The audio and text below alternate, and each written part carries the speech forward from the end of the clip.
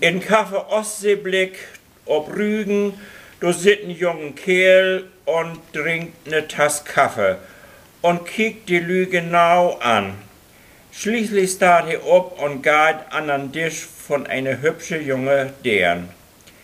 Er stellt sich vor, macht ihr nette Komplimente und fragt ihr zuletzt, ob sie für ein Aktbild nicht Modell stehen kann.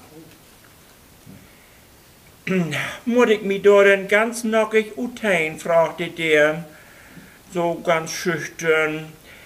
Ja, wie ein Aktbild, da geht das nun mal leider nicht anders. Naja, Gaut, ich bin einverstanden. Sie möcht mi bloß eine Sorge versprechen. Wenn ich da nur so ganz blitternackig sta, dann dürft sie aber nicht hinkriegen.